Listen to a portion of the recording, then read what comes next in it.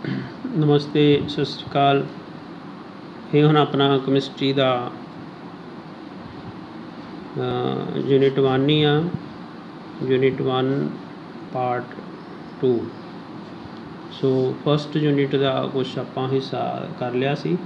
सो उहदे अगे कंटीन्यूटी दे विच सो आपां जिहड़ा सीगा एलीमेंट्स कंपाउंड्स की गल कर ली सी। एलीमेंट के बारे आपां दस्सिया सी कि एलीमेंट जिहड़ा हैगा वो प्योरेस्ट सबसटांस हुंदा वा which can neither be decomposed मैंने उन्होंने तोड़िया नहीं जा सकता इनटू नोर बिल्ट फ्रॉम जां किसी सौखे होर ਜਿਹੜੇ सधारण कोई पदार्थ है उन्होंने जोड़ के इनू बना लीए, इदां भी नहीं किया जा सकता।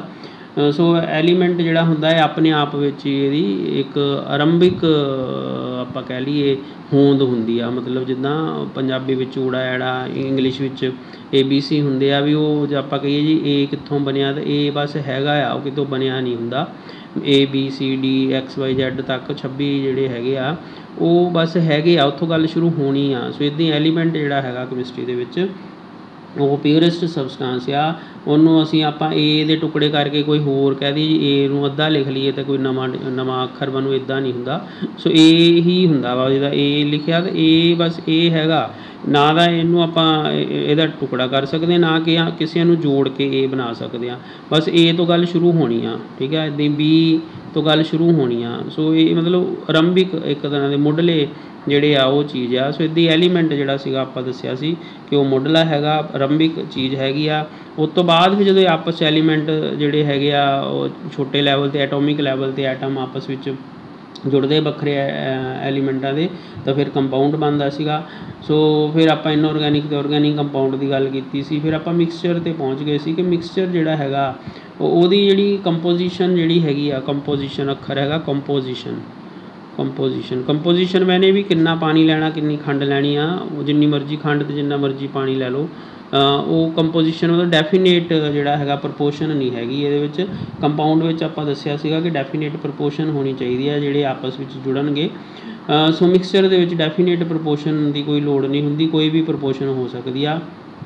सो ये जिहड़े इहदे विच हुंदा कि जदों एलीमेंट हुंदा उदों हुंदा ही आरंभिक आ, वो तो हुंदा ही जे मतलब लोहा है तो सारे ही लोहा आ, ठीक है। जिन्ना भी लोहा आ वो सारा ही जितों मर्जी लै लो, सारे ही जिन्ना मर्जी बरीक जां इन्ना क टुकड़ा इत्थों लोहे का अलग कर लो तो ये लोहे के सारे गुण होणगे जिहड़े वड्डे टुकड़े च होणगे। जे तुसीं इहदा होर छोटा टुकड़ा कर सकते, इनू होर छोटा कर सकते, तो मान लो इन्ना कर लिया आपां, होर छोटा कर लिया, मान लो इनू होर छोटा कर लिया तो ये भी लोहा ही आ। लोहे का जे पाउडर बन गया, मान लो बरीक लोहे का एक काणा जिन्हों तुसीं हाले तक भी देख सकते हैं, तां भी उहदे च लोहे के गुण ही होणगे, वो सेम गुण होणगे जिहड़े इहदे विच हैगे आ। सो ये एलीमेंट की गल सी। फिर आपां गल कीती सी कंपाउंड की। कंपाउंड विच असीं कहा सीगा कि डेफिनेट प्रपोर्शन होनी चाहिए है। जिद्दां भी पानी आ वो H2O आ, मतलब 2 हाइड्रोजन तो एक ऑक्सीजन जिहड़ी आ वो ही जुड़ के फिर जिहड़ा पानी बनना वा, एक मोलीक्यूल आ पानी का। तो ये फिक्स आ कि ऑक्सीजन का एक तो 2 हाइड्रोजन जिहड़े हैगे आ उन्होंने जुड़ के ही पानी बनना आ, उदां नहीं बन सकता।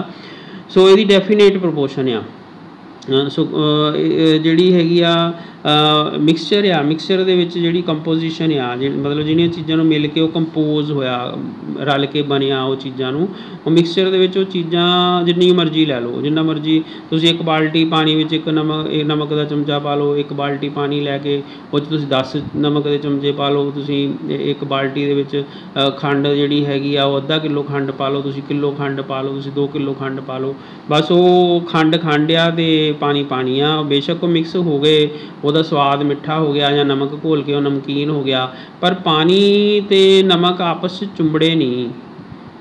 ये दोनों बेशक इकट्ठे रहन लग गए पर इन्हां ने अपनी होंद नहीं छड्डी हैगी। जे आपां इनू कहीए कि इन्हां नू असीं किसी ढंग नाल धुप्पे रख दईए तो पानी जिहड़ा उतों उड रहा हैगा, वैपोरेट हो रहा, जां असीं इनू गर्म करके इहदे चों कड्ढण दी कोशिश करिए पानी नू, ते पानी जिहड़ा हैगा जे उन्होंने उड्डे हुए पानी नू असीं किसी बर्तन च अलग कर लीए किसी ढंग नाल तो पानी ही रहेगा तो थल्ले जिहड़ा नमक अलग बच जाऊगा। सो इन्हां दी अपनी आइडेंटिटी खत्म नहीं हुंदी हैगी। कंपोजिशन जिद्दां मर्जी लै सकदे आ, होमोजीनियस मिक्सचर हो सकदे आ, हिट्रोजीनियस मिक्सचर हो सकदे आ, ਜਿੱਦਾਂ ਆਪਣੇ ਕੋਲ ਜਿਹੜੀ ਹਵਾ ਆ ਉਹ ਮਿਕਸਚਰ ਆ, ਜਿਹੜੀ ਗੈਸੋਲੀਨ ਆ ਉਹ ਵੀ ਮਿਕਸਚਰ ਆ, ਸਮੁੰਦਰ ਦਾ ਪਾਣੀ ਆ ਉਹ ਮਿਕਸਚਰ ਆ, ਪਿੱਤਲ ਜਿਹਨੂੰ ਬਰਾਸ ਕਹਿੰਦੇ ਆਪਾਂ ਉਹ ਵੀ ਇੱਕ ਮਿਕਸਚਰ ਆ।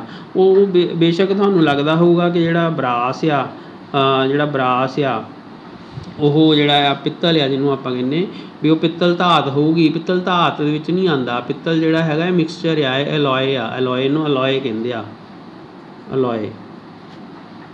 ਸੋ ਪਿੱਤਲ ਜਿਹੜਾ ਹੈਗਾ ਬਰਾਸ ਜਿਹੜਾ ਹੈਗਾ ਇਹ ਧਾਤ ਨਹੀਂ ਹੁੰਦੀ, ਸੋ ਇਹ ਮਿਕਸਚਰ ਹੁੰਦਾ ਹੈਗਾ। ਸੋ ਇਹਦੇ ਬਾਰੇ ਜਦੋਂ ਗਾਂ ਚੈਪਟਰਸ ਪੜ੍ਹੋਗੇ ਤੁਸੀਂ ਉਹਦੇ ਵਿੱਚ ਫਿਰ ਉਹਦੀ ਡਿਟੇਲ ਆ ਜਾਊਗੀ ਵੀ ਬਰਾਸ ਕਾਹਦਾ ਬਣਿਆ ਹੋਊਗਾ। ਸੋ ਇੱਦਾਂ ਹਵਾ ਆ, ਹਵਾ ਦੇ ਵਿੱਚ ਆਕਸੀਜਨ, ਨਾਈਟ੍ਰੋਜਨ, ਕਾਰਬਨ ਡਾਈਆਕਸਾਈਡ, ਪਾਣੀ ਦੇ ਵੇਪਰ ਵਗੈਰਾ ਇੱਦਾਂ ਕਰਕੇ ਹੋਰ ਕਈ ਗੈਸਾਂ ਜਿਹੜੀਆਂ ਵਾ ਉਹ ਹਵਾ 'ਚ ਹੁੰਦੀਆਂ ਹੈਗੀਆਂ। ਸੋ ਇਹ ਜਿਹੜੇ ਮੈਂ ਹੁਣ ਬੋਲੇ ਇਹ ਸਾਰੇ ਜਿਹੜੇ ਹੈਗੇ ਆ ਹੋਮੋਜੀਨੀਅਸ ਮਿਕਸਚਰ ਆ। ਇੱਦਾਂ ਹੀਟਰੋਜੀਨੀਅਸ ਮਿਕਸਚਰ ਹੁੰਦਾ ਵਾ। ਹੀਟਰੋਜੀਨੀਅਸ ਮਿਕਸਚਰ ਦੇ ਵਿੱਚ ਜਿੱਦਾਂ ਆਪਾਂ ਪਹਿਲਾਂ ਵੀ ਗੱਲ ਕਰ ਚੁੱਕੇ ਹਾਂ ਕਿ ਪਾਣੀ ਅਤੇ ਤੇਲ ਆ ਜਿੱਦਾਂ ਉਹ ਆਪਸ 'ਚ ਮਿਲਦੇ ਨਹੀਂ ਹੈਗੇ। ਤੁਸੀਂ ਕਈ ਵਾਰੀ ਦੇਖਿਆ ਹੋਣਾ ਕਿ ਜੇ ਮੰਨ ਲਓ ਤੁਸੀਂ ਪਾਣੀ ਜਿਹੜਾ ਹੈਗਾ ਜਾਂ ਤੇਲ ਡੁੱਲ ਜਾਂਦਾ ਵਾ, ਮੀਂਹ ਮੂੰਹ ਪੈਂਦਾ ਤਾਂ ਉਦੋਂ ਤੁਹਾਨੂੰ ਸੜਕ 'ਤੇ ਕਿਸੇ ਵੇਲੇ ਤੇਲ ਤੋਂ ਡੁੱਲਿਆ ਤਾਂ ਰੰਗ ਬਿਰੰਗਾ ਨਜ਼ਰ ਆ ਰਿਹਾ ਹੁੰਦਾ। ਜਾਂ ਕਈ ਵਾਰੀ ਆਪਣੇ ਘਰੇ ਵੀ ਕਿਤੇ ਤੇਲ ਡੁੱਲ ਜੇ ਪਾਣੀ ਪੂਣੀ ਦੇ ਉੱਪਰ ਤਾਂ ਪਾਣੀ ਦੇ ਉੱਪਰ ਫੈਲ ਜਾਂਦਾ ਹੈਗਾ ਤੇਲ। ਸੋ ਕਈ ਵਾਰੀ ਸਰੋਂ ਦਾ ਤੇਲ ਆਪਾਂ ਦੇਖਦੇ ਹਾਂ ਸਿਰ ਨੂੰ ਲਾਉਂਦੇ ਹਾਂ ਤਾਂ ਆਪਾਂ ਦੇਖਦੇ ਹਾਂ ਕਿ ਉਹ ਪਾਣੀ ਦੇ ਟੱਬ ਟੁੱਬ 'ਚ ਜਾਂ ਕਿਤੇ ਡਿੱਗਿਆ ਵਾ ਤਾਂ ਉਹਦੇ ਉੱਪਰ ਫੈਲ ਜਾਂਦਾ ਹੈਗਾ। ਸੋ ਮਤਲਬ ਪਾਣੀ ਤੇਲ ਮਿਲਦਾ ਨਹੀਂ ਹੈਗਾ, ਉਹ ਹੀਟਰੋਜੀਨੀਅਸ ਮਿਕਸਚਰ ਬਣਦਾ ਹੈਗਾ। ਅਤੇ ਉਹਦੇ ਕਿਉਂਕਿ ਤੁਹਾਨੂੰ ਜਿਹੜੇ ਉਹ ਹਿੱਸੇ ਅਲੱਗ-ਅਲੱਗ ਨਜ਼ਰ ਆਉਂਦੇ ਆ ਉਹਨੂੰ ਫਿਰ ਫੇਜ਼ਸ ਕਹਿੰਦੇ ਆ ਉਹਦੇ। ਸੋ ਉਹਦੇ ਜਿਹੜੇ ਫੇਜ਼ਸ ਆ, 2 ਫੇਜ਼ ਜਿੱਦਾਂ ਪਾਣੀ ਆ ਅਤੇ ਤੇਲ ਆ, ਮੰਨ ਲਓ ਆਇਲ ਅਤੇ ਵਾਟਰ ਆ। ਸੋ ਇਹ ਆਪਾਂ ਇੱਕ ਬਰਤਨ 'ਚ ਪਾਏ, ਉਹ 'ਚ ਤੁਹਾਨੂੰ ਆਇਲ ਅਲੱਗ ਅਤੇ ਪਾਣੀ ਅਲੱਗ ਜਿਹੜਾ ਹੈਗਾ। So there are 2 phases, oil phase ਅਤੇ ਵਾਟਰ ਫੇਜ਼, 2 ਫੇਜ਼ ਜਿਹੜੇ ਆ ਉਹ ਨਜ਼ਰ ਆਉਣਗੇ। ਸੋ ਉਹਨਾਂ ਦੀ ਅਲੱਗ ਬਾਊਂਡਰੀ ਨਜ਼ਰ ਆਊਗੀ ਵੀ ਇੱਥੇ ਪਾਣੀ ਖਤਮ ਹੋ ਗਿਆ ਅਤੇ ਇੱਥੋਂ ਤੇਲ ਸ਼ੁਰੂ ਹੋ ਗਿਆ। ਸੋ ਬਾਊਂਡਰੀਜ਼ ਜਿਹੜੀਆਂ ਹੈਗੀਆਂ ਉਹ ਨਜ਼ਰ ਆਉਂਦੀਆਂ ਹੈਗੀਆਂ। ਸੋ ਇਸ ਤਰ੍ਹਾਂ ਇਹ ਜਿਹੜੇ ਹੈਗੇ ਆ ਤੁਹਾਡੇ ਕੋਲ ਮਿਕਸਚਰ ਜਿਹੜੇ ਹੁੰਦੇ ਹੈਗੇ ਆ। ਸੋ ਹੁਣ ਆਪਾਂ ਜੇ ਦੇਖੀਏ ਕਿ ਵੀ ਇਹ ਮਟੀਰੀਅਲ ਦੇ ਬਾਰੇ ਆਪਾਂ ਮੈਟਰ ਦੇ ਬਾਰੇ ਹੁਣ ਤੱਕ ਜਿਹੜੀ ਜਾਣਕਾਰੀ ਪ੍ਰਾਪਤ ਕੀਤੀ ਆ ਕਿ ਮੈਟਰ ਜਿਹੜਾ ਹੈਗਾ ਉਹ ਕੀ ਹੁੰਦਾ ਵਾ, ਉਹਦੀਆਂ ਕਿਸਮਾਂ ਕਿੱਦਾਂ ਹੁੰਦੀਆਂ ਹੈਗੀਆਂ।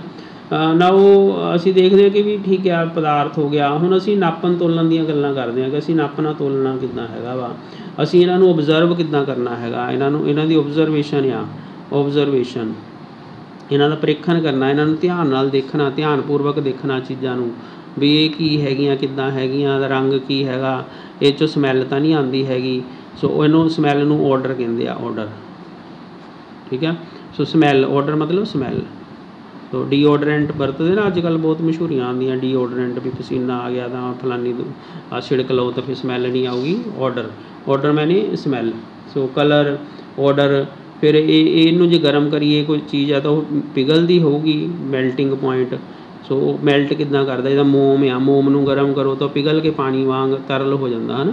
ਜਾਂ ਇੱਦਾਂ ਹੀ ਲੋਹਾ ਵੀ ਪਿਘਲ ਸਕਦਾ ਹੋਊਗਾ। ਇੱਦਾਂ ਹੀ ਮੰਨ ਲਓ ਕੋਈ ਹੋਰ ਚੀਜ਼ ਆ, ਘੇ ਵੀ ਪਿਘਲਦਾ। ਤੁਸੀਂ ਦੇਖਦੇ ਹਾਂ ਆਪਾਂ ਤੁੜਕਾ ਲਾਉਂਦੇ ਹਾਂ, ਸਬਜ਼ੀ ਬਣਾਉਂਦੇ ਹਾਂ, ਘੇ ਪਾਉਂਦੇ ਹਾਂ ਆਪਾਂ ਵਿੱਚ, ਮੰਨ ਲਓ ਜਿਹੜਾ ਦੇਸੀ ਘੇ ਠੰਡਾਂ ਦੇ ਵਿੱਚ ਸਰਦੀਆਂ 'ਚ ਜੰਮਿਆ ਹੁੰਦਾ, ਜਾਂ ਕੋਈ ਜਿਹੜਾ ਬਨਸਪਤੀ ਘੇ ਆ ਉਹ ਜੰਮਿਆ ਹੁੰਦਾ, ਜਿੱਦਾਂ ਗਗਨ ਘੇ ਆਪਾਂ ਜਾਂ ਡਾਲਡੇ ਘੇ ਹੁੰਦੇ ਸੀਗੇ ਜਿਹਨੂੰ ਕਹਿ ਦਿੰਦੇ ਆ।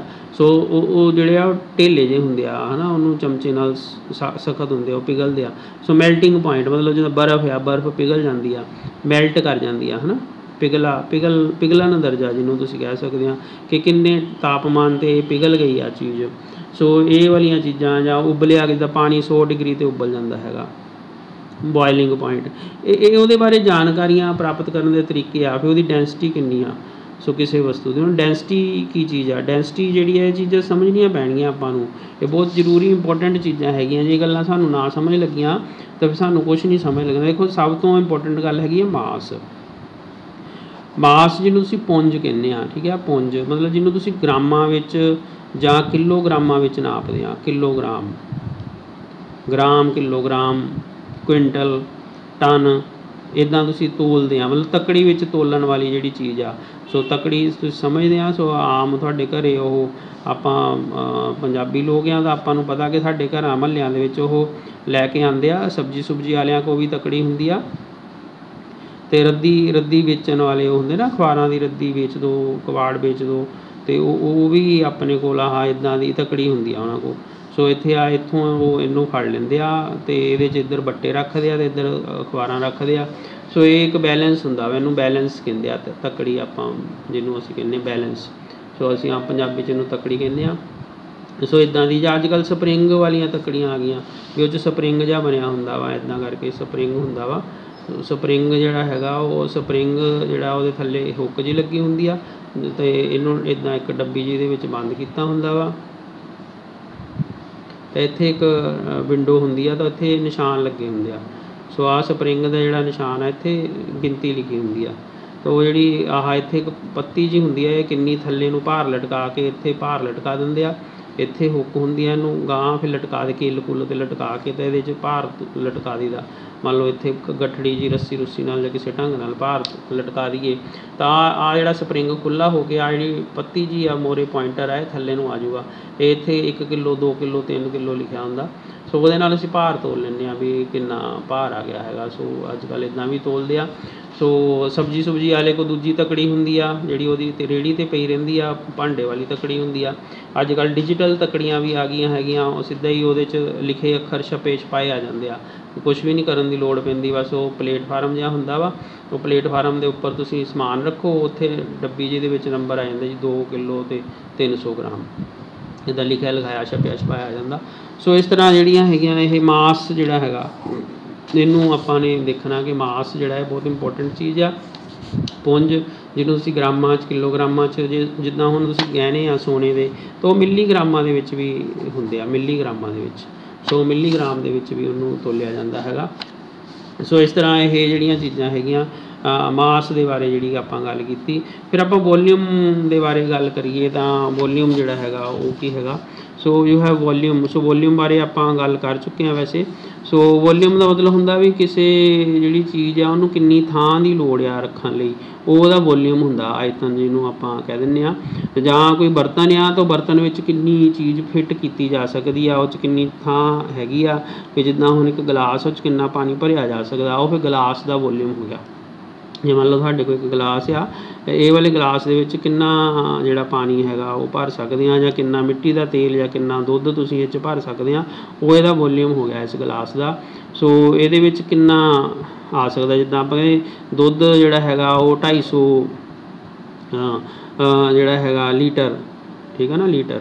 ਸੋ ਜਿਹੜੀ ਤਰਲ ਚੀਜ਼ਾਂ ਹੁੰਦੀਆਂ, ਤਰਲ ਜਿਹੜੀਆਂ ਲਿਕੁਇਡ ਚੀਜ਼ਾਂ ਹੁੰਦੀਆਂ, ਲਿਕੁਇਡ, ਠੀਕ ਹੈ ਨਾ, ਲਿਕੁਇਡ, ਉਹਨਾਂ ਨੂੰ ਆਪਾਂ ਲੀਟਰਾਂ ਵਿੱਚ ਕਰਦੇ ਹਾਂ। ਉਹਨਾਂ ਦੀ ਗੱਲ ਕਿਲੋਆਂ ਵਿੱਚ ਨਹੀਂ ਕਰਦੇ। ਬੇਸ਼ੱਕ ਆਪਾਂ ਦੁੱਧ ਕਿਲੋਆਂ 'ਚ ਕਹਿ ਦਿੰਦੇ ਵੀ 2 ਕਿਲੋ ਦੁੱਧ ਖਰੀਦਿਆ ਆਪਾਂ 1 ਕਿਲੋ, ਪਰ ਉਹ ਆਪਾਂ ਗਲਤ ਬੋਲਦੇ ਹਾਂ। ਉੱਥੇ ਲੀਟਰ ਬੋਲਣਾ ਚਾਹੀਦਾ ਆ ਵੀ 1 ਲੀਟਰ ਆ 2 ਲੀਟਰ ਆ ਇੱਦਾਂ। ਮਿੱਟੀ ਦਾ ਤੇਲ ਆਪਾਂ ਲਿਆ ਉਹ ਲੀਟਰਾਂ 'ਚ ਲੈਂਦੇ ਹਾਂ, ਜਾਂ ਆਪਾਂ ਜਿਹੜਾ ਰਿਫਾਈਨਡ ਤੇਲ ਆਪਾਂ ਵਰਤਦੇ ਹਾਂ ਉਹ ਲੀਟਰਾਂ ਵਿੱਚ ਹੁੰਦਾ ਵਾ, ਉਹ ਕਿਲੋਆਂ 'ਚ ਨਹੀਂ ਹੁੰਦਾ। ਦੇਖ ਲਿਓ ਕਦੇ ਵੀ ਘਰੇ ਰਿਫਾਈਨਡ ਦਾ ਪੈਕਟ ਆਊਗਾ ਤਾਂ ਤੁਸੀਂ ਬੇਸ਼ੱਕ ਉਹਨੂੰ ਕਹੋਗੇ ਵੀ ਸਾਨੂੰ 1 ਕਿਲੋ ਘੇ ਚਾਹੀਦਾ ਆ, ਰਿਫਾਈਨਡ ਚਾਹੀਦਾ, ਪਰ ਉਹਦੇ ਪੈਕਟ 'ਤੇ ਪੜ੍ਹਿਓ, ਉਹਦੇ 'ਤੇ ਲਿਖਿਆ ਹੋਊਗਾ 1 ਲੀਟਰ ਅਤੇ ਕਿੰਨੇ ਗ੍ਰਾਮ, 950 ਸਮਥਿੰਗ ਗ੍ਰਾਮ ਹੁੰਦੇ ਆ ਉਹ। ਮਤਲਬ ਪੂਰਾ ਕਿਲੋ ਨਹੀਂ ਹੁੰਦਾ, ਕਿਲੋ ਤੋਂ ਘੱਟ ਹੁੰਦਾ ਵਾ, ਲੀਟਰਾਂ ਵਿੱਚ ਹੁੰਦਾ। ਆਪਾਂ ਬੋਲਣ ਲੱਗੇ ਗਲਤੀ ਕਰਦੇ ਹਾਂ। ਕੋਈ ਵੀ ਡੁੱਲਣ ਵਾਲੀ ਚੀਜ਼ ਜਿਹੜੀ ਆ, ਜਿੱਦਾਂ ਪਾਣੀ ਆ ਜਾਂ ਹਵਾ ਆ, ਉਹਨੂੰ ਆਪਾਂ ਜਿਹੜੀ ਵਗਦੀ ਚੀਜ਼ ਆ, ਡੁੱਲਦੀ ਚੀਜ਼ ਆ, ਪਾਣੀ ਵੀ ਵਗਦਾ ਹਵਾ ਵੀ ਵਗਦੀ। ਸੋ ਜਿਹੜੀਆਂ ਚੀਜ਼ਾਂ ਫਲੂਇਡ ਆ, ਇਹਨਾਂ ਨੂੰ ਫਲੂਇਡ ਕਹਿ ਸਕਦੇ ਹਾਂ ਅਸੀਂ ਮੋਟੇ ਤੌਰ 'ਤੇ। ਸੋ ਵਗਣ ਵਾਲੀਆਂ ਚੀਜ਼ਾਂ ਜਿਹੜੀਆਂ ਹੈਗੀਆਂ, ਜਿਹੜੀਆਂ ਚੀਜ਼ਾਂ ਵਗ ਸਕਦੀਆਂ, ਡੁੱਲ ਸਕਦੀਆਂ, ਉਹ ਲੀਟਰਾਂ ਦੇ ਵਿੱਚ ਹੁੰਦੀਆਂ ਵਾ, ਉਹ ਕਿਲੋਆਂ 'ਚ ਆਮ ਕਰਕੇ ਨਹੀਂ ਹੁੰਦੀਆਂ। ਹਾਂ, ਦੇਸੀ ਘੇ ਆਪਾਂ ਜ਼ਰੂਰ ਸ਼ਾਇਦ ਕਿਲੋਆਂ ਵਿੱਚ ਹੀ ਖਰੀਦਦੇ ਹਾਂ, ਉਹ ਤੱਕੜੀ 'ਚ ਤੋਲ ਕੇ ਕਿਲੋ ਦੇ ਹਿਸਾਬ ਨਾਲ ਮਿਲਦਾ ਆਪਾਂ ਨੂੰ ਦੇਸੀ ਘੇ।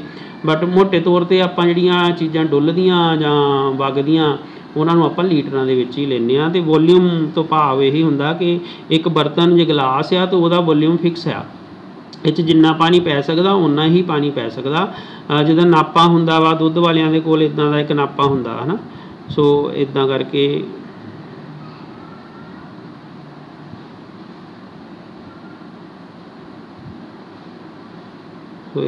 ਉਹਨਾਂ ਦੇ ਆਇਆ ਕਰਕੇ ਇੱਕ ਨਾਪਾ ਜਿਹਾ ਹੁੰਦਾ ਦੁੱਧ ਵਾਲਿਆਂ ਕੋਲ, ਉਹ ਸਾਨੂੰ ਘਰੇ ਜਦੋਂ ਦੇ ਕੇ ਜਾਂਦੇ ਆ ਜਾਂ ਅਸੀਂ ਦੁੱਧ ਲੈ ਕੇ ਜਾਈਦਾ ਨਾ। ਸੋ ਇਹ ਆਪਾਂ ਕਿਲੋ ਦਾ ਜਾਂ ਅੱਧਾ ਕਿਲੋ ਦਾ ਆਪਾਂ ਇਹਨੂੰ ਕਹਿ ਦਿੰਦੇ ਹਾਂ, ਜਦ ਕਿ ਅੱਧਾ ਲੀਟਰ ਜਾਂ 1 ਲੀਟਰ ਦਾ ਹੁੰਦਾ ਵਾ।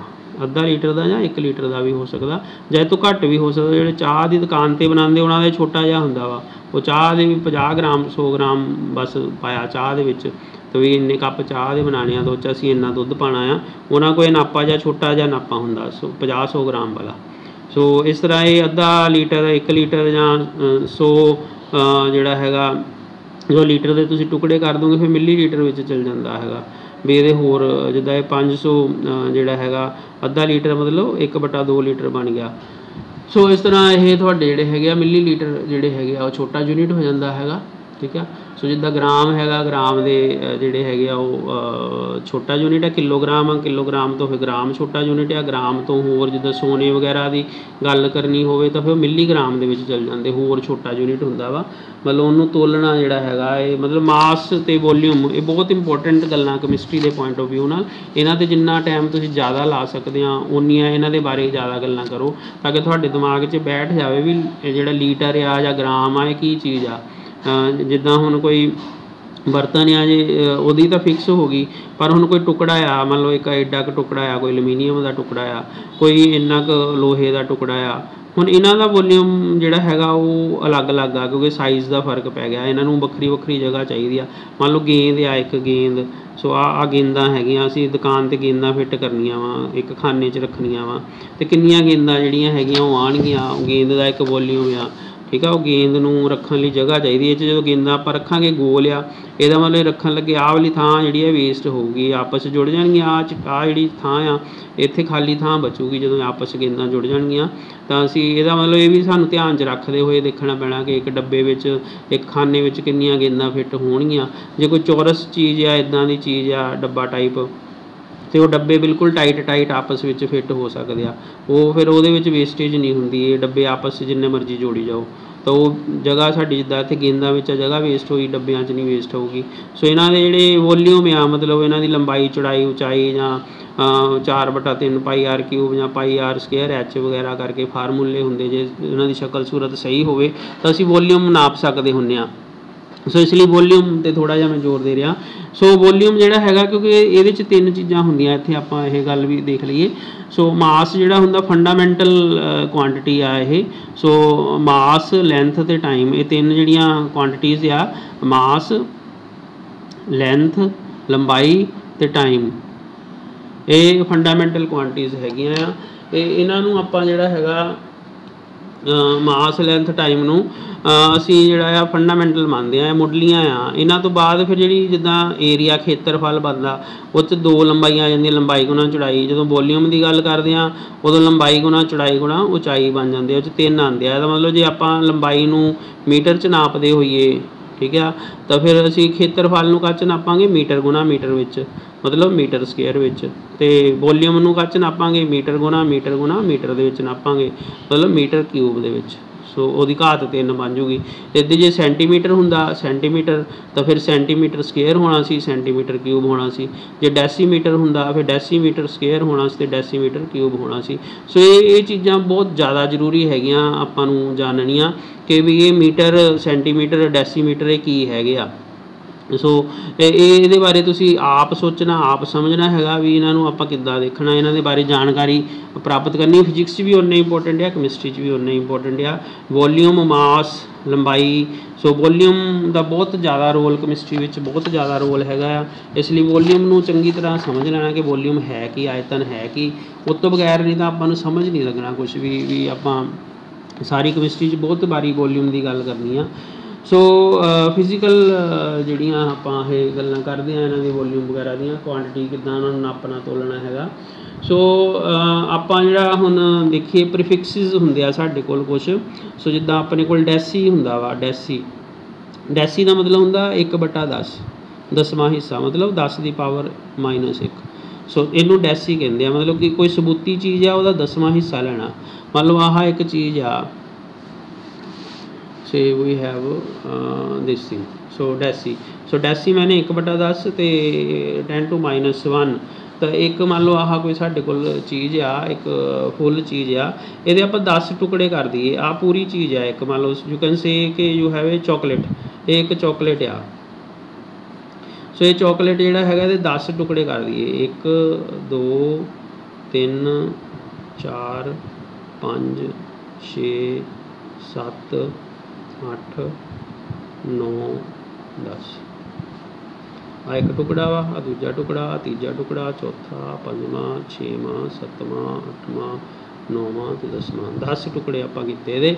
ਸੋ ਜਿਹੜੇ 10 ਟੁਕੜੇ ਕੀਤੇ ਇਹਦੇ ਵਿੱਚ ਜਿਹੜਾ ਇੱਕ ਟੁਕੜਾ ਵਾਲਾ ਜਾਂ ਕੋਈ ਵੀ ਇੱਕ ਟੁਕੜਾ ਬਰਾਬਰ ਟੁਕੜੇ ਕੀਤੇ ਤਾਂ ਇਹਦੇ ਵਿੱਚੋਂ ਕੋਈ ਇੱਕ ਟੁਕੜਾ ਜਿਹੜਾ ਹੈਗਾ ਆਪਾਂ ਲਿਆ ਤਾਂ ਆਹ ਜਿਹੜਾ ਇੱਕ ਟੁਕੜਾ ਲਿਆ ਇਹ ਡੈਸੀ ਚੋਕਲੇਟ ਆ, ਡੈਸੀ, ਕਿਉਂਕਿ ਉਹ ਜਿਹੜਾ ਚੋਕਲੇਟ ਸੀ ਉਹ ਪੂਰਾ ਸੀ, ਇੱਕ ਸੀ।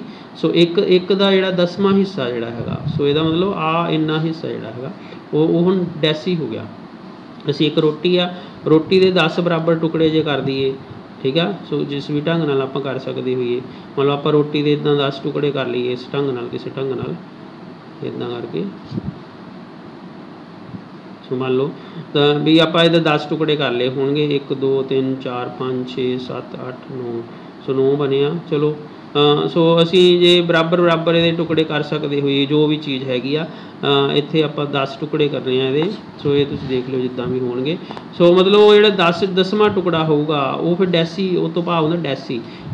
ਅਸਲ ਵਿੱਚ ਆਪਾਂ ਇੱਥੇ ਜਿਹੜਾ ਡੈਸੀ ਲਾਣੇ ਹੁੰਦੇ ਆ ਉਹ ਇੱਦਾਂ ਡੈਸੀ ਗ੍ਰਾਮ, ਅਸੀਂ ਕਹਿੰਦੇ ਡੈਸੀਗ੍ਰਾਮ, ਡੈਸੀਮੀਟਰ। ਸੋ ਮਤਲਬ ਕਿ ਜਿਹੜਾ ਮੀਟਰ ਆ ਉਹਦਾ 10ਵਾਂ ਹਿੱਸਾ। ਸੋ ਮੀਟਰ ਕੌਣ ਆ? ਮੀਟਰ ਜਿਹੜਾ ਹੈਗਾ ਤੁਸੀਂ ਕਿੱਥੇ ਦੇਖਿਆ ਹੋਊਗਾ ਮੀਟਰ?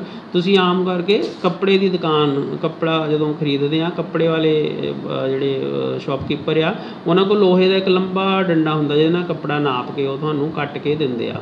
ਉਹ ਜਿਹੜਾ ਲੋਹੇ ਦਾ ਡੰਡਾ ਹੁੰਦਾ ਉਹ ਮੀਟਰ ਦਾ ਹੁੰਦਾ, ਉਹਦਾ 10ਵਾਂ ਹਿੱਸਾ ਉਹਨੂੰ ਡੈਸੀ ਕਹਾਂਗੇ ਆਪਾਂ। ਸੋ ਮਤਲਬ ਮੀਟਰ ਦੇ 10 ਟੁਕੜੇ ਕਰ ਲਈਏ ਤਾਂ ਫਿਰ ਉਹ ਡੈਸੀ ਬਣਦਾ ਹੈਗਾ। ਸੋ ਇਹ ਬਹੁਤ ਇੰਪੋਰਟੈਂਟ ਆ। Then you have centi. Cent ਮੈਨੇ ਹੁੰਦਾ 100, ਸੋ ਸੈਂਟੀ ਮੈਨੇ 1/100 ਮਤਲਬ -2, ਠੀਕ ਆ। ਦੈਨ ਯੂ ਹੈਵ ਮਿਲੀ। ਸੋ ਮਿਲੀ ਮੈਨੇ 1/1000 ਮਤਲਬ -3। ਸੋ ਇਸ ਤਰ੍ਹਾਂ ਆਪਣੇ ਕੋਲ ਮਾਈਕਰੋ ਹੁੰਦਾ ਵਾ, ਮਾਈਕਰੋ ਮੈਨੇ 10⁻⁻6 ਹੁੰਦਾ ਵਾ। ਦੈਨ ਯੂ ਹੈਵ ਨੈਨੋ ਦਾ ਮਤਲਬ ਹੁੰਦਾ 10⁻⁻9। ਦੈਨ ਯੂ ਹੈਵ ਪੀਕੋ ਮੈਨੇ ਹੁੰਦਾ -12। ਦੈਨ ਯੂ ਹੈਵ ਫੈਮਟੋ ਮੈਨੇ -15। ਫਿਰ ਐਟੋ ਜਿਹੜਾ ਹੈਗਾ -3 ਦਾ ਫਰਕ ਪੈਣਾ, 6 3 9 3 12 3 15 3 18। Then you have zepto is 10⁻8 3 21 ਹੋ ਗਿਆ ਨਾ, 21। Then you have yocto so -24। So ਪਹਿਲੋਂ ਦੇਖੋ 1 2 3 ਆ, ਫਿਰ ਉਸ ਤੋਂ ਬਾਅਦ 3 ਦੇ ਪਹਾੜਾ ਸ਼ੁਰੂ ਹੋ ਗਿਆ, 3 ਦੂਣੀ 6, 3 ਤੀਏ 9, 3 ਚੌਕੇ 12, 3 ਪੰਜੇ 15, 3 ਛਿੱਕੇ 18 ਹੈ ਨਾ, ਫਿਰ 21, ਫਿਰ 24। ਸੋ ਇਸ ਤਰ੍ਹਾਂ ਇਹ ਚੱਲਦਾ ਡੈਸੀ, ਸੈਂਟੀ, ਮਿਲੀ, ਮਾਈਕਰੋ, ਪੀਕੋ, ਐਟੋ, ਜੈਪਟੋ, ਜੋਕਟੋ। ਸੋ ਇਹ ਕੀ ਹੈਗੇ? ਇਹ ਪ੍ਰੀਫਿਕਸ ਹੈਗੇ ਆ। ਇਹ ਪ੍ਰੀਫਿਕਸ ਕਹਿੰਦੇ ਆ ਇਹਨਾਂ ਨੂੰ, ਵੀ ਉਹਦੇ ਮੋਹਰੇ ਲੱਗਦੇ ਆ ਕਿਸੇ ਮੇਨ ਦੇ। ਜਿੱਦਾਂ ਹੁਣੀ ਮੈਂ ਲਿਖਿਆ ਡੈਸੀਮੀਟਰ, centimetre, millimetre, nanometre, nano second ਮੰਨ ਲਓ ਵੀ ਟਾਈਮ ਜਿਹੜਾ ਹੈਗਾ ਆਪਾਂ ਨੇ ਸੋ ਉਹਨੂੰ ਛੋਟਾ ਕਰਨਾ, ਸੋ ਨੈਨੋ ਸੈਕਿੰਡ। ਸੋ ਇਸ ਤਰ੍ਹਾਂ ਇਹ ਜਿਹੜੇ ਹੈਗੇ ਆ, ਸੋ ਇਹ ਪ੍ਰੀਫਿਕਸ ਹੈ। ਇਹਨਾਂ ਨੂੰ ਮਲਟੀਪਲ ਅਸਲ ਵਿੱਚ ਆਪਾਂ ਕਹਿ ਸਕਦੇ ਹਾਂ ਕਿ ਮੋਹਰੇ ਉਹਦੇ ਲੱਗਣਗੇ। ਇੱਦਾਂ ਹੀ ਆਪਣੇ ਕੋਲ ਜੇ ਜ਼ਿਆਦਾ ਕਰਨਾ ਹੋਵੇ, ਇੱਕ ਚੀਜ਼ ਤੋਂ ਜ਼ਿਆਦਾ ਚੀਜ਼ਾਂ ਹੋਣ ਜਾਂ 10 ਗੁਣਾ ਚੀਜ਼ਾਂ ਹੋ ਜਾਣ, ਵੀ ਇੱਕ ਚੀਜ਼ ਸੀਗੀ, ਇੱਕ ਚੀਜ਼ ਦੀ ਬਜਾਏ ਆਪਾਂ ਕਿੰਨੀਆਂ ਲੈਣੀਆਂ ਹੁਣ? ਇੱਦਾਂ ਦੀਆਂ ਮੰਨ ਲਓ 10 ਚੀਜ਼ਾਂ ਲੈਣੀਆਂ, ਵੀ ਆਹ ਆਪਣੇ ਕੋਲ 1 ਕਿਲੋਗ੍ਰਾਮ ਆ, 1 ਗ੍ਰਾਮ ਚੀਜ਼ ਆ, ਕੋਈ 1 ਗ੍ਰਾਮ ਚੀਜ਼ ਆ, ਇੱਦਾਂ ਦੀਆਂ ਆਪਾਂ 10 ਕਰਨੀਆਂ ਵਾ, ਵੀ 10 ਚੀਜ਼ਾਂ ਲੈ ਲੈਣੀਆਂ। ਟੁਕੜੇ ਨਹੀਂ ਕਰਨੇ ਹੁਣ, ਸਬੂਤੀਆਂ 10 ਚੀਜ਼ਾਂ ਲੈਣੀਆਂ। ਸੋ ਇੱਦਾਂ ਦੀਆਂ 10 ਚੀਜ਼ਾਂ ਲੈਣੀਆਂ, ਸੋ 10। ਸੋ ਇਹ ਫਿਰ 10 ਗ੍ਰਾਮ ਹੋ ਗਿਆ। ਸੋ 10 ਜਦੋਂ 10 ਨਾਲ ਚੁੰਬੜ ਜਾਂਦਾ ਤਾਂ 10 ਨੂੰ ਕਹਿੰਦੇ ਡੈਕਾ। ਸੋ ਇਹਦਾ ਮਤਲਬ ਇਹ ਡੈਕਾਗ੍ਰਾਮ ਹੋ ਗਿਆ। ਹੁਣ ਆਹ ਡੈਕਾਗ੍ਰਾਮ ਹੋ ਗਿਆ।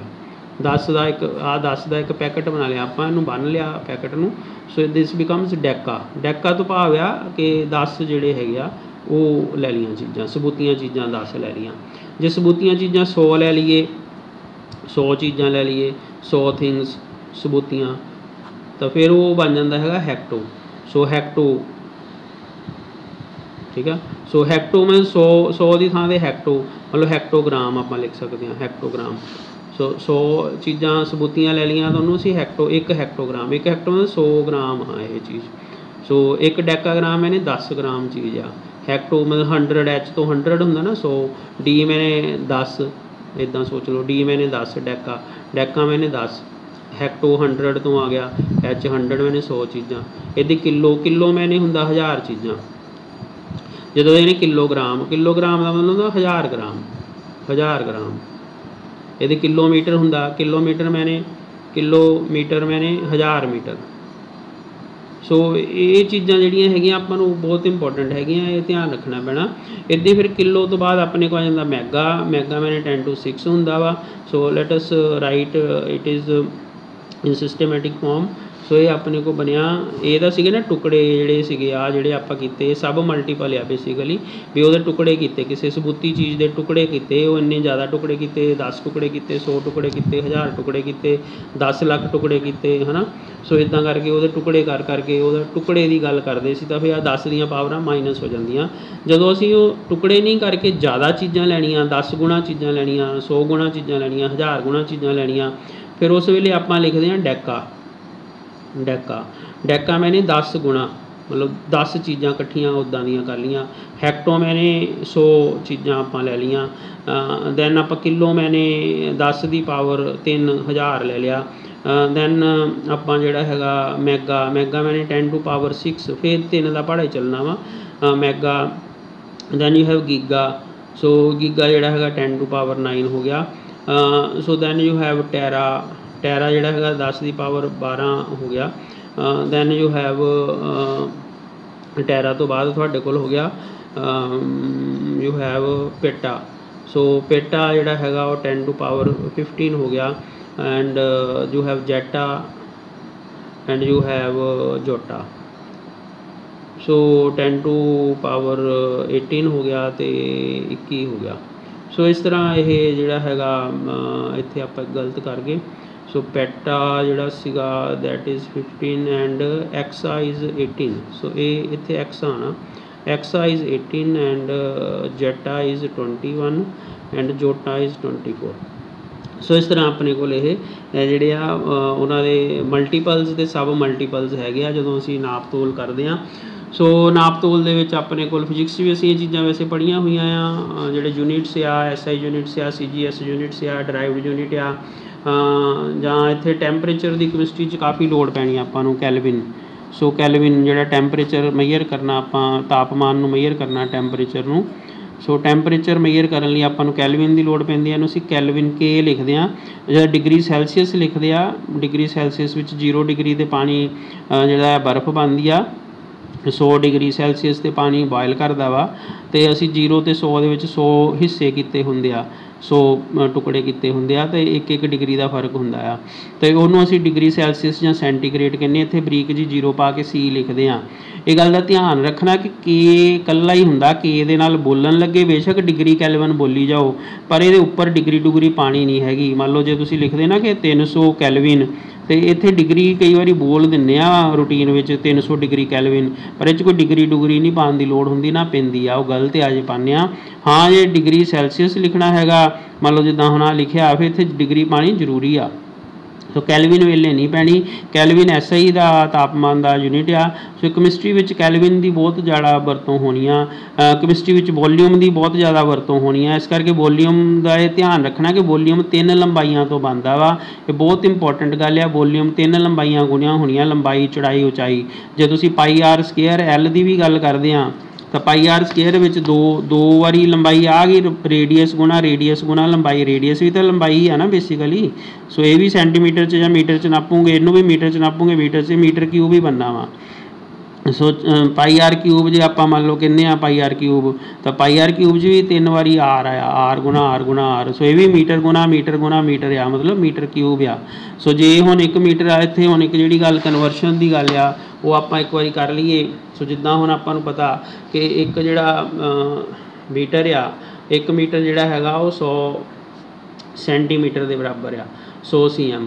ਤਾਂ ਇਹਦਾ ਮਤਲਬ 1 ਮੀਟਰ ਨੂੰ ਮੈਂ 1 ਮੀਟਰ ਨਾਲ ਗੁਣਾ ਕਰਾਂ ਜਾਂ ਇਹਦਾ ਸਕੇਅਰ ਕਰਾਂ ਤਾਂ 1 ਮੀਟਰ ਸਕੇਅਰ ਬਣੋ ਖੇਤਰਫਲ, ਏਰੀਏ ਦਾ ਬਣ ਗਿਆ ਇਹ ਏਰੀਆ 1 ਮੀਟਰ। ਸੋ 100 ਸੈਂਟੀਮੀਟਰ ਨੂੰ ਮੈਂ 100 ਸੈਂਟੀਮੀਟਰ ਨਾਲ ਗੁਣਾ ਕਰੂੰਗਾ, ਮਤਲਬ ਇਹਦਾ ਸਕੇਅਰ ਕਰੂੰਗਾ। ਇਹ ਬਣ ਗਿਆ 10⁴ ਸੈਂਟੀਮੀਟਰ ਸਕੇਅਰ। ਸੋ ਇਹਨੂੰ ਸਕੇਅਰ ਸੈਂਟੀਮੀਟਰ ਜਾਂ ਸੈਂਟੀਮੀਟਰ ਸਕੇਅਰ ਬੋਲਦੇ ਆ। सो जिहड़ा आह चीज़ आ इनू स्केयर सेंटीमीटर जां स्केयर मीटर जां मीटर स्केयर बोलते हैं। सो लिखण वेले एम स्केयर ही लिखना, बोलन लगे स्केयर मीटर जां मीटर स्केयर दोनों तरह बोलिया जा सकता। सो दोनों तरह चलता है, लोग बोल देंगे आ। सो इदां वॉल्यूम जिहड़ा है जी वॉल्यूम की गल करांगे फिर मीटर क्यूब बनूगा। मीटर क्यूब दे विच फिर आपां सेंटीमीटर की गल करिए तो 100 सेंटीमीटर का क्यूब करांगे तो यह बन जूगा अपने को 10 की पावर, क्योंकि पहले 2 बनी तो 3 दूनी 6 centimetre cube. So 10 to power 6 centimetre cube जोड़ा है वो बनता है। सो ये गल्लां जिहड़ियां हैगियां आपां ने ध्यान रखना है भी ये किद्दां बनया अपने को, किस ढंग नाल ये आपां नापदे हां। सो मीनस कैलविन मल्टीप्लाई किद्दां होना, फिर वॉल्यूम जिहड़ा हैगा उहनूं किद्दां नापना। वॉल्यूम दा जिहड़ा यूनिट आ ये बहुत इंपोर्टेंट है, इसदी कन्वर्शन जिहड़ी आह वाला इत्थे अक्सर आपां गलती करदे हां, पावर 3 किद्दां आई कित्थों आई। सो वो वाली चीज़ का आपां ध्यान रखना है। सो ये जिहड़ा हैगा अपने कोल सो लोड़ पैन ते असीं फिर ये वाली गल कर सकते हैं। सो वॉल्यूम जिहड़ा हैगा सो एक लीटर जिहड़ा वॉल्यूम आप बेसिकली एक एल, अच्छा लीटर लिखन लगे आप बड़ा एल पाने, ध्यान रखना जिदा बड़ा के कैलविन लिए पाने, लीटर लिखन लगे जो कल्ला ही एल लिखना तो बड़ा एल लिखना वा। सो ये जरूरी हैगा वा। ये एक डेसीमीटर क्यूब हुंदा वा, एक डेसीमीटर क्यूब, एक डेसीमीटर क्यूब जिहड़ा हुंदा वा, जिद्दां इत्थे सेंटीमीटर क्यूब की गल की, एक डेसीमीटर क्यूब। हुण आपां जे गल करिए दुबारा कि एक मीटर जिहड़ा हैगा वो एक 10 डेसीमीटर के बराबर है ना, डेसीमीटर 100 सेंटी तो 10 डेसी, क्योंकि डेसी जो 10वां हिस्सा है सो मीटर का 10वां हिस्सा। सो यदा मतलब जो मैं वॉल्यूम कढ़ना तो 3 करूँगा, सो 10 की पावर 3 डेसीमीटर क्यूब मैं लिखूँगा। सो 10 की पावर 3 डेसीमीटर क्यूब बन गया 1000 डेसीमीटर क्यूब। सो एक डेसीमीटर क्यूब का नाम लीटर आ। सो यदा मतलब 1000 लीटर बन गया है, एक मीटर क्यूब जोड़ा वा 1000 लीटर बन गया। बहुत इंपोर्टेंट गल होगी। सो एक मीटर क्यूब जोड़ा 1000 लीटर बन गया। सो एक मीटर क्यूब 1000 लीटर बन गया। हुणी आपां इत्थे की देखिया कि एक जिहड़ा मीटर क्यूब आ वो 10 की पावर 6 सेंटीमीटर क्यूब आ। सो असीं आह वाली गल देखी कि एक मीटर क्यूब जोड़ा वो 10 की पावर 6 सेंटीमीटर क्यूब के बराबर आ। तो इत्थे असीं कह रहे हैं कि 1000 लीटर के बराबर आ। यदा 1000 लीटर इचों जे मैं 1000 अलग कर देवांगे, ये 10 लख आ तो इनू मैं इदां लिखां 1000 गुणा 1000 सेंटीमीटर क्यूब। यदा मैं 1000 सेंटीमीटर क्यूब कौन होया, फिर 1000 सेंटीमीटर क्यूब लीटर होया। सो एक लीटर का मतलब 1000 सेंटीमीटर क्यूब। सो ये गल ध्यान रखनी आ। सो 1000 लीटर जिहड़े आ एक मीटर क्यूब के बराबर आ, एक मीटर क्यूब जिहड़ा आ वो 1000 लीटर के बराबर आ। 1000 लीटर के बराबर एक मीटर क्यूब आ। ये बहुत इंपोर्टेंट गल्लां हैगियां, ये ध्यान रखना आपां ने। सो एक मीटर क्यूब जिहड़ा वा 1000 लीटर के बराबर हुंदा। ते एक लीटर दे गां आपां एक लीटर जिहड़ा हैगा एक लीटर वो 1000 सेंटीमीटर क्यूब के बराबर हुंदा, 1000 सेंटीमीटर क्यूब के। सो इस तरह जिहड़ा हैगा एक मीटर क्यूब 10 की पावर 6 सेंटीमीटर क्यूब के बराबर आ। एक मीटर जिहड़ा हैगा वो यू कैन से कि एक डेसीमीटर क्यूब, एक डेसीमीटर क्यूब का नाम लीटर आ। सो एक डेसीमीटर क्यूब जिहड़ा हैगा वो लीटर के बराबर आ। सो आह वाली गल तो आप गल शुरू की सी कि एक डेसीमीटर क्यूब जिहड़ा एक लीटर के बराबर हुंदा वा। सो इत्थों फिर आपां हिसाब किताब लाना शुरू किया कि मीटर दे विच किन्ने डेसीमीटर हुंदे आ। ते असीं फिर देखिया कि एक जिहड़ा मीटर आ उहदे 10 डेसीमीटर आ ते एक मीटर क्यूब के 1000 डेसीमीटर क्यूब बनणगे। तो जिहड़ा एक डेसीमीटर क्यूब आ उहदा नाम लीटर आ। इस करके एक मीटर क्यूब दे विच अपने कोल 1000 जिहड़े आ वो लीटर बनणगे। एक मीटर क्यूब च 1000 लीटर बनणगे। सो एक मीटर क्यूब जिहड़ा हैगा वो किलो लीटर के बराबर है। इहदा मतलब ये होया क्योंकि 1000 मैंने किलो हुंदा। सो इसदा सीधा हिसाब तुसीं ला लो, एक मीटर क्यूब 1 किलो लीटर के बराबर आ। 1 किलो लीटर जिहड़ा हैगा so that is basically your 1 metre cube. So 1 metre cube cubic metre भी इनू कहते हैं, क्यूबिक मीटर जां मीटर क्यूब। इदां जिहड़ा सेंटीमीटर क्यूब है इनू सीसी लिख देंगे, सीसी जां क्यूबिक सेंटीमीटर जां सेंटीमीटर क्यूब तो हैगा ही आ। सो इनू सीसी का मतलब क्यूबिक सेंटीमीटर। सो ये गल्लां दा आपां ध्यान रखना हैगा। हुण देखो जे 1 लीटर जिहड़ा हैगा वा वो 1000 सेंटीमीटर क्यूब के बराबर होवे तो फिर 1000 जे इधर बटे च लाइए तो 1/1000 लीटर जिहड़ा हैगा वो 1 सेंटीमीटर क्यूब के बराबर होगा। तो 1/1000 कौन हुंदा, 1/1000 मिली हुंदा। सो मिली लीटर 1 मिली लीटर जिहड़ा 1 सेंटीमीटर क्यूब के बराबर आ। ਸੋ ਇਹ ਕਨਵਰਸ਼ਨ ਆ ਜਿਹੜੀਆਂ ਹੈਗੀਆਂ ਤੁਸੀਂ ਯਾਦ ਰੱਖਣੀਆਂ, ਕਿਉਂਕਿ ਨੂਮੈਰੀਕਲ ਦੇ ਵਿੱਚ ਇਹ ਬਹੁਤ ਪ੍ਰੋਬਲਮ ਕ੍ਰੀਏਟ ਕਰਦੀਆਂ ਆ। ਉੱਥੇ ਤੁਹਾਨੂੰ ਸਮਝ ਨਹੀਂ ਲੱਗਦਾ ਕੌਣ ਕਿੱਧਰ ਨੂੰ ਗਿਆ। ਸੋ ਸਿੱਧਾ ਪੱਧਰਾ ਤਰੀਕਾ ਹੈਗਾ ਕਿ ਤੁਸੀਂ ਇਹ ਯਾਦ ਰੱਖਣਾ। ਅਸਲੀ ਗੱਲ ਇੱਥੋਂ ਸ਼ੁਰੂ ਹੋਈ ਕਿ 1 ਲੀਟਰ ਜਿਹੜਾ ਹੈਗਾ 1 ਡੈਸੀਮੀਟਰ ਕਿਊਬ ਦੇ ਬਰਾਬਰ ਆ, ਅਤੇ ਇੱਕ ਲੀਟਰ ਜਿਹੜਾ ਹੈਗਾ 1 ਡੈਸੀਮੀਟਰ ਕਿਊਬ ਦੇ ਬਰਾਬਰ ਹੈ। ਇੱਥੋਂ ਗੱਲ ਸ਼ੁਰੂ ਕਰਨੀ ਆ, ਅਤੇ ਫਿਰ ਉਸ ਤੋਂ ਬਾਅਦ ਮੀਟਰ ਦੇ ਡੈਸੀਮੀਟਰ ਦਾ ਕਨਵਰਸ਼ਨ ਆ ਜਿਹੜੀ ਉੱਥੋਂ ਸ਼ੁਰੂ ਕਰ ਲਓ ਸਾਰਾ ਹਿਸਾਬ ਕਿਤਾਬ।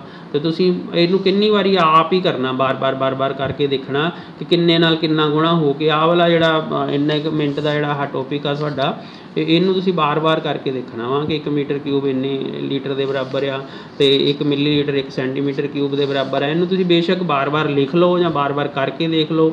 ਇਹ ਕਿਉਂਕਿ ਉਹਦੇ 'ਚ ਜਦੋਂ ਤੁਸੀਂ ਨੂਮੈਰੀਕਲਸ ਵਗੈਰਾ ਕਰਨੇ ਆ ਉੱਥੇ ਬਹੁਤ ਪ੍ਰੋਬਲਮ ਕ੍ਰੀਏਟ ਹੁੰਦੀ ਹੈ ਇਸ ਗੱਲ ਕਰਕੇ ਵੀ ਕੌਣ ਕਿੰਨਾ ਸੀ, ਕਿੰਨੀ ਪਾਵਰ ਕਰਨੀ ਆ, ਕਿਹਨੂੰ ਕਿਹਦੇ ਬਰਾਬਰ ਕਰਨਾ ਵਾ। ਸੋ 1 ਲੀਟਰ ਜਿਹੜਾ ਹੈ 1 ਡੈਸੀਮੀਟਰ ਕਿਊਬ ਦੇ ਬਰਾਬਰ ਆ, ਠੀਕ ਆ। ਇੱਕ ਜਿਹੜਾ ਮਿਲੀਲੀਟਰ ਆ ਉਹ 1 ਸੈਂਟੀਮੀਟਰ ਕਿਊਬ ਦੇ ਬਰਾਬਰ ਆ। ਇੱਕ ਜਿਹੜਾ ਮੀਟਰ ਕਿਊਬ ਆ 1 ਕਿਲੋ ਲੀਟਰ ਦੇ ਬਰਾਬਰ ਆ। ਸੋ 1 ਮੀਟਰ ਕਿਊਬ ਜਿਹੜਾ 1000 ਲੀਟਰ ਦੇ ਬਰਾਬਰ ਆ। ਸੋ ਇਹ ਚੀਜ਼ਾਂ ਹੋ ਸਕਦਾ ਮੈਂ ਵੀ ਕਿਤੇ ਗਲਤੀ ਕਰ ਗਿਆ ਹਾਂ ਇੰਨੇ ਬੋਲਣ ਬਾਲਣ ਵਿੱਚ ਅਤੇ ਲਿਖਣ ਵਿੱਚ, ਬਟ ਇਹ ਆ ਕਿ ਵੀ ਤੁਸੀਂ ਇੱਥੋਂ ਆਈਡੀਆ ਲੈ ਲਓ ਕਿ ਅਸਲ ਵਿੱਚ ਅਸੀਂ ਕਰਨਾ ਕੀ ਆ। ਸੋ ਇਹ ਬਹੁਤ ਇੰਪੋਰਟੈਂਟ ਜਿਹੜਾ ਹੈਗਾ ਕੰਮ ਆ ਕਿ ਅਸੀਂ ਇਹਨੂੰ ਲੀਟਰਾਂ ਅਤੇ ਮੀਟਰ ਕਿਊਬ ਅਤੇ ਸੈਂਟੀਮੀਟਰ ਕਿਊਬ ਦੀ ਗੱਲਬਾਤ ਨੂੰ ਅਸੀਂ ਸਮਝ ਸਕੀਏ। So thank you very much.